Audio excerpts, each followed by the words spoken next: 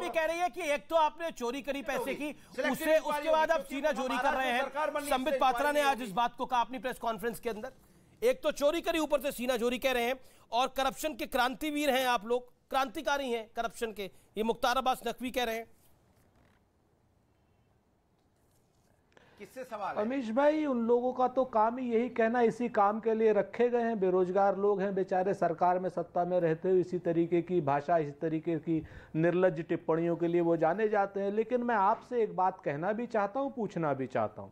आपने भी महाराष्ट्र के 2 मंत्रियों के बारे में कहा कि जो जेल गए हुए हैं वो आरोपी हैं या अपराधी हैं? अपराध सिद्ध हो चुका है क्या? आरोपी। कल अगर वो बाइज्जत बरी होकर के आ जाएंगे तो आप एक मिनट, अभी आपने कहा था कि वसूली मंत्री, ध्यान रखिएगा मेरी इस बात का, साफ समझिए मेरी बात को। आप जैसे एक विद्वान प्रस्तोता से आरोपियों को अपराधी घोषित करवा देना, आप लोग तो अजीब किस्म का काम करने लग गए हैं, सुप्रीम कोर्ट स्वयं बन गए हैं।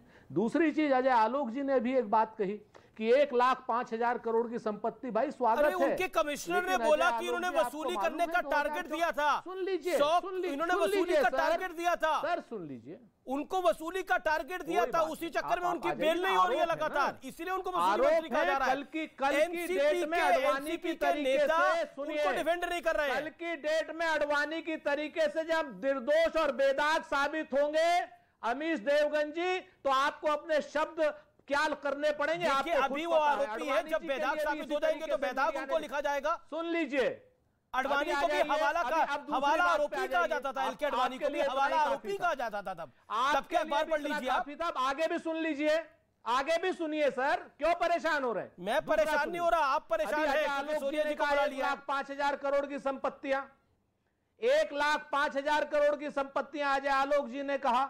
मैं जिम्मेवारी से कहता हूं कि 8,000 केस के ऊपर केस लगाए हैं 2014 के बाद, एक केस का भी निस्तारण हुआ हो तो बता दीजिए। जवाब सुधांशु चतुर्वेदी का जवाब। ओके, अजय आलोक भी हाथ खड़ा करें। अजय आलोक 30 सेकंड है, सुधांशु चतुर्वेदी, अजय आलोक, डॉक्टर अजय आलोक। ओके, सोनिया गांधी कह रहे हैं कल की डेट में जब वो बेदाग होकर निकलेगी तो आपको मुंह छुपाते जगह नहीं मिलेगी। अजय आलोक बात करते हैं आप। एक मिनट, आपको शर्म नहीं आती? अपनी मां जैसी उसके ऊपर आप गलत आरोप लगाते हैं। अरे एक मिनट, शर्म आप लोग को आनी चाहिए। पहले तो आरोप तय कर लीजिए ना अपने। अभी टीवी डिबेट में रोहन गुप्ता आपके प्रवक्ता हैं, वो 5,242 केस कह रहे थे, आप 8,000 केस कह रहे हैं। पहले अपना फिगर ठीक कीजिए आप। आज कम से कम अरे फिगर अगर सब बदल देते हैं। अभी रोहन गुप्ता कह रहे थे 5,242, ये 8,000 केस पे पहुंच गए।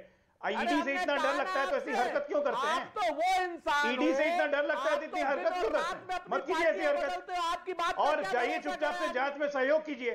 सड़क पे नौटंकी करके जनता को तंग करने में मजा आता है। सदन से भाग रहे हैं, सड़क पे ड्रामा कर रहे हैं, जनता देख नहीं रही है क्या?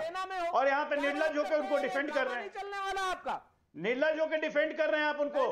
अरे परिवार चाटुकारिता बंद कीजिए, जो सही है उसको काम करने दीजिए। और इतनी दिक्कत है तो जाइए कोर्ट में। सुप्रीम कोर्ट तक तो रिजेक्ट कर चुका आपको, केस खारिज करने की मांग कर लेके गए थे सुप्रीम कोर्ट। एक करके बोले। अरे यार छोड़िए ना, भाजपा का साथ देते हो। अरे यार छोड़िए ना भाई, मेरी बात क्यों कर रहे हैं? हमारा साथ, मैं यहाँ राजनीतिक शुचिता की बात कर रहा हूँ, उसमें वो तो आपको समझ में आएगा नहीं, वो तो सब समझ में आएगा नहीं। शुचिता और कांग्रेस का दूर दूर से संबंध अब नहीं रहा है। कल तक हमारी शुचिता और कांग्रेस का संबंध अब दूर दूर तक नहीं रहा।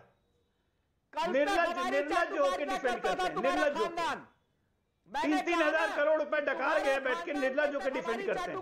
करता था, आज भाजपा की चाटुकारिता। अरे तुम्हारा खानदान मेरा खानदान मत कीजिए। बदतमीजी होने की जरूरत नहीं है, बदतमीज होने की जरूरत नहीं है। तमीज से खानदान, ठीक है, तमीज से पर्सनल होने की जरूरत नहीं है और किसी के परिवार तक जाने की जरूरत नहीं है। गांधी परिवार की भक्ति करते रहिए, भजन कीजिए ऐसे बजा बजा के, नहीं चलेगी।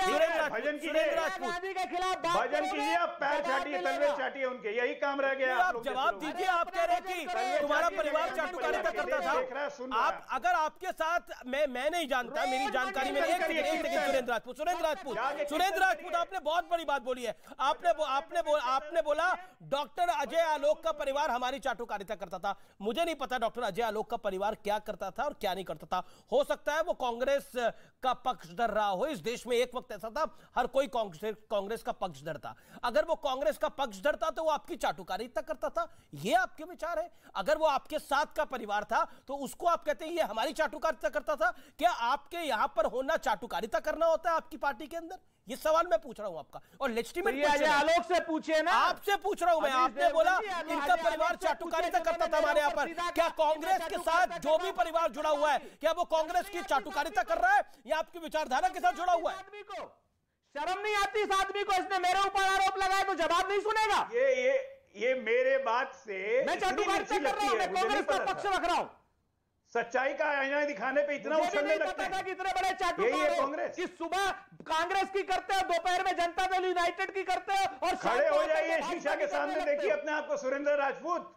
मैंने कहा ना, खड़े होकर शीशा के सामने अपना शक्ल देखिए, पता लग जाएगा कौन चाटुकारिता करता है। भारतीय जनता पार्टी। अरे शीशा के सामने खड़े होकर देखो अपने आप को, मूल रूप से सत्ता के चाटुकार। अरे भैया इतनी मिर्ची क्यों लगा, ये उछलने लग रहे हैं। ठीक है, चाटुकारिता पे बात हो रही है तो सुधांशु त्रिवेदी भी लगातार हाथ खड़ा कर रहे हैं।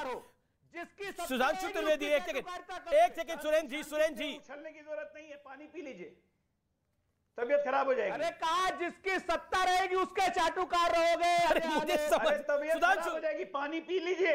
ओके, क्या बात करते हैं आप दोनों पानी पीजिए, मैं तो ये कर रहा हूं। और चाटुकारिता पे लगातार सुधांशु त्रिवेदी भी अपना हाथ खड़ा करे। सुधांशु जी बोलिए।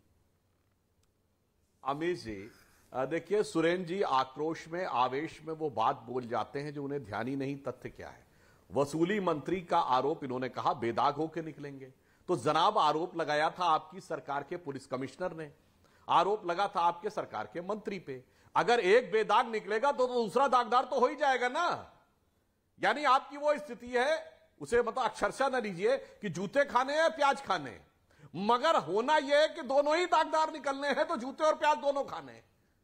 अब रही बात इसकी चाटुकारिता की बात, तो मैं विनम्रता से कहना चाहता हूं, कौन किसकी चाटुकारिता करता है इसके लिए मैं अपनी कोई बात नहीं कह रहा हूं। जवाहरलाल नेहरू के निजी सचिव M.O. मथाई की किताब पढ़िए, उसके बाद कांग्रेस के प्रधानमंत्री रहे P.V. नरसिम्हा राव की किताब द इनसाइडर पढ़िए, उसके बाद डॉक्टर नटवर सिंह जो कि कांग्रेस के गांधी परिवार के बहुत नजदीकी रहे, उनकी किताब पढ़िए, और संजय बारू जो मनमोहन सिंह के सूचना सलाहकार रहे, उनके एक्सीडेंटल प्राइम मिनिस्टर पूछ रही है। अरे इतना चट चट चट चट सुनाई पड़ेगा कि चाटुकारिता करना भूल जाएंगे मान्यवर। और ये जो आप लोगों की मानसिकता है कि कोई आपके साथ था वो चाटुकारिता करेगा, कांग्रेस का पराभव कैसे हुआ ये द इनसाइडर किताब में बिल्कुल है कि वो जब तक चाटुकारिता नहीं करते थे तब तक नहीं बढ़ते थे।